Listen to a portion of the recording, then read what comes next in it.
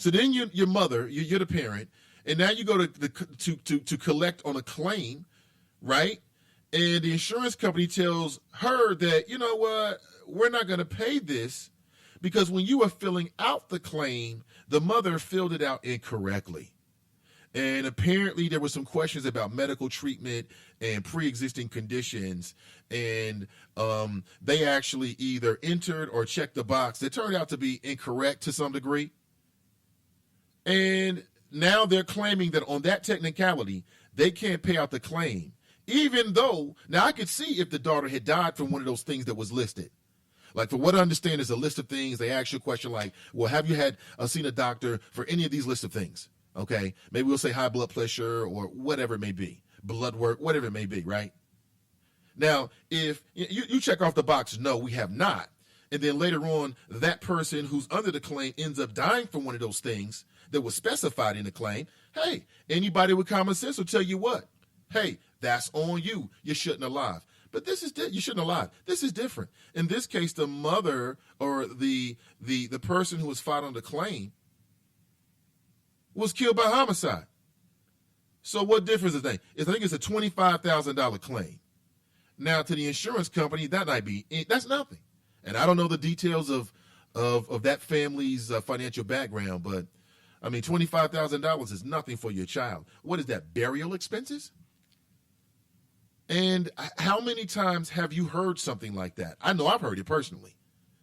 That is very prevalent.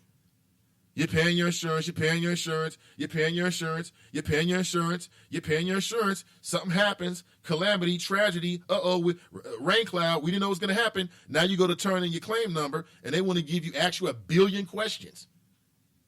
Now they want to know now they need a hair sample. You said you live on Southwest, it's really Northwest. Now you need blood work. Now there's 1,000 questions that they never asked you or told you about when they was getting that cash every month, do they? To me, that's a hustle. An all-time great hustle, because it happens to a lot of people, white and black. What was the name of the movie that Matt Damon was in? Remember, he played the lawyer, right? And they were trying to get that claim. The insurance company was trying to wriggle out of it. I'm telling you, I have had a family member who personally dealt with that. And I'm going to tell you what they try to do. They try to wait you out. I mean, and I'm going to say something else. And somebody on Facebook tried to challenge me like, well, Nate, he must work in the insurance industry. But Nate, most of the things I've seen have been positive. Okay, that's great. And we can talk about that. But we can't shy away from what seems to be a predatory practice. Telling you, in some cases, man, some of these insurance companies have waited until people died. They'll fight you till death. And tell me, that's how morbid that insurance game is. I have seen it. Nobody can challenge me on what I've seen. I've seen it firsthand. Now, if that means that insurance folks have a problem with me or whatever, I got to keep it real to my audience. It is what it is. But call me if you want to do business. nathansflow@gmail.com. But I have to keep it real with my audience. That's why we're all together. That is a racket. I have seen it firsthand, especially when they're dealing with somebody who is elderly. They will try to wait until your family member dies. Cold-blooded.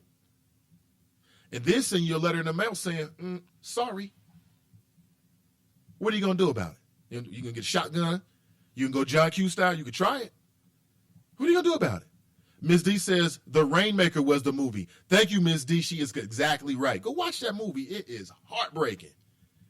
And their son is like dying of some kind of cancer, something that they thought was in the claim. And it all came out. That stuff is based upon real life events. That really happens. It really happens. See, this is the new. See, in the old America, these big companies would fess up when he did something wrong and try to make do. In the new America, it's cheaper just to wait you out. Their corporate entity may last 300-400 years, if not 1,000 years. Your lifespan's, what is it? 75? That's if you don't have a drug habit. 65? You tell me, what would you do? Exactly. That's the game, folks. That is the game. So what's the moral of this story? Well, I guess the moral of the story, number one, is to make sure if you're getting insurance that you are as forthright as you need to be to make sure that, legally you get what you're trying to get out of it. Okay? I'm not trying to tell you now how to do your game. I'm just saying, if that means read the fine print, read the fine print. If that means, ask all questions up front. I mean, who knew? I'll say, what if my daughter's sitting in the car and somebody kills her and she dies? There has to be something that can be done to protect consumers as well. That's the other moral of the story. I know that politicians are listening. They might not say it. I support your support. I appreciate your support. So for those who are connected to policymakers in Cincinnati, what I would say is maybe this is an opportunity. That sounds like an opportunity right there. There must be some kind of policy that can be put in place so that, you don't get 8 years into an insurance policy or 10 years into an insurance policy, and then they don't pay out the claim because of a technicality. That seems unfair. And maybe that's one of those, I don't know what the regulation is like in that kind of industry, but maybe that's an opportunity for more regulation. I know that my conservative friends don't like it. We don't need regulation. We don't need no stinking regulation, Nate.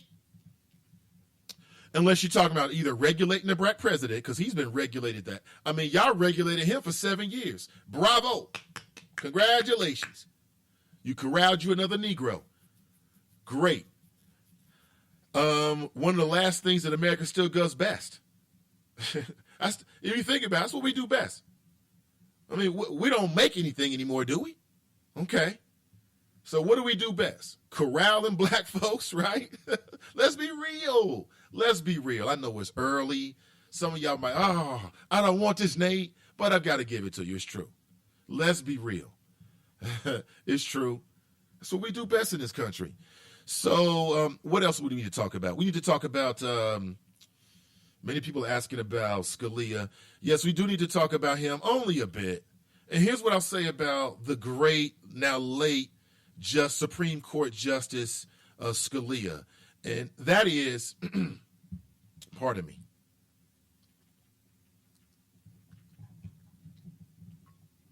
Pardon me. And that is that Ding Dong, the Wicked Witch, is dead. I mean, no disrespect whatsoever. But in terms of black folks, while he was there, it was never good. For folks who wanted to live in a world in which corporations and all of their incredible might cannot be looked upon as just like you, another person. I mean, go back and look at a link on my Facebook page and check it out and just kind of read about what people are saying about him. Some of his recent comments about black people needing to go into universities where the education was a little softer. I don't know if this stuff was true or not. If it is, it really says that, here's a man who has some deep-seated bias and negative stereotypes that he harbored about certain groups of people. And my issue is, if you're in a position like that, how can you ever be responsible? Do you believe that Supreme Court justices should continue to have a lifetime appointment? Some people are saying yes. Some people are saying no. I'll tell you what's going to happen now is this is going to be fun. This is going to be fun. I don't know what can happen next, but this is great. If you had a list of what can happen next politically to make this whole thing more exciting, other than Donald Trump or, I don't know, somebody else get into the race that has a personality, and that is somebody on the Supreme Court dies, and now Obama, the black president, he gets a chance to leave his stain in the White House. Yeah, I said it. He gets a chance to leave his print, his impression, right? All that black male masculinity is going to leave an impression inside of the hallowed halls of our government, because now he gets another Supreme Court nomination. And this one, ladies and gentlemen, this one is the real important one, because now the balance, the ideological balance inside of Supreme Court is hanging in the balance. I mean, for some folks, this is exciting. For some folks, this is boring as hell. You don't understand why it matters to you anyway, and it doesn't really matter. What I will say is, do your damn homework. I'm not here to educate you about the Supreme Court. That's not my job. Okay? CPS should have did that for you. That's not my job. So catch up, go on Wikipedia, catch up, and get back to us when you think it's important. And hopefully I'll still be here. Hopefully I'll still be here. This has been, so now Senator Cruz, Crazy Cruz, he says that he is going to do whatever it takes to prevent Barack Obama from leaving his nasty, dirty stain in the White House. You got one, but you're not going to get two. You're not coming back a second time. See, what they're hoping, and I'm talking about the Republicans, the Republican Party wants to do the same thing with Barack Obama as they did with Bill Clinton. Y'all don't remember this, do you? But I do. I have a keen mind. It's finely tuned. I remember everything. And I remember in the days, as soon as the Bush family came in, the Bush entourage, the Bush and his minions, as soon as they came in, what did they do? They literally washed the walls. They literally washed the walls, ladies and gentlemen. I'm not making this up. They literally took paintings out and removed everything that was there before. I mean, that's how deeply ingrained this anti-Democrat, anti-progressive, anti-Bill Clinton stuff really is. And can you imagine? And Bill Clinton was white. It was a white dude or something like that, whatever they call white in America.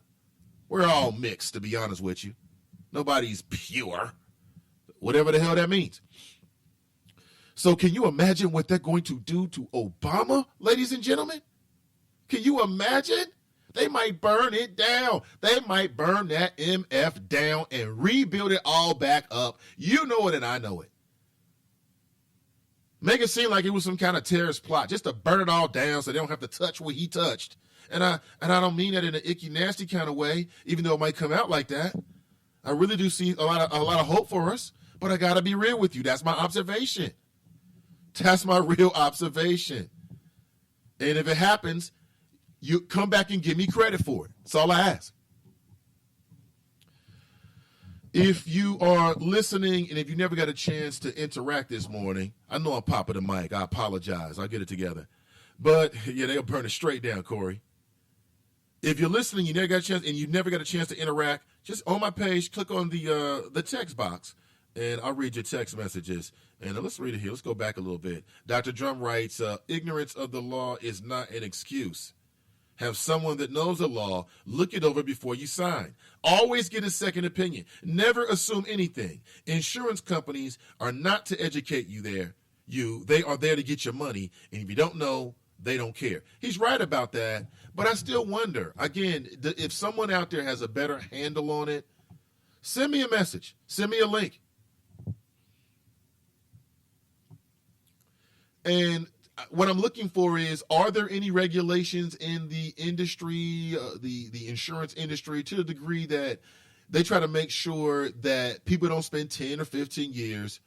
I mean, to me, if they, after a year, if there's something small like that, then they should just let it go because you've been paying for a year at least. I just think it's wrong to take people's money. And then when someone goes to file a claim, you go back and start researching, like going over stuff. See, that begs the other question. And in a local interview, and we're talking about a local issue here, a mother got devastating news. Her name is Robin Pearl. Devastating news. And she found out, number one, that her daughter was murdered. And sweet black girl. And very, very sad. And she was killed back in June. Anyway, her daughter was sitting in a car over in Avondale. And apparently, for what I'm reading, I'm sure there's more to the story. I don't mean to oversimplify it and leave anybody out. This is a local show. I know a lot of local folks are listening. But the way it's being reported that I've read is that she's sitting in the car. Someone walks up, opens fire, and that's pretty much it. The second part of the story is she goes to file a $25,000 life insurance claim, and guess what? Apparently, they've done some kind of investigation, Now, why do insurance claims do that? I mean, to me,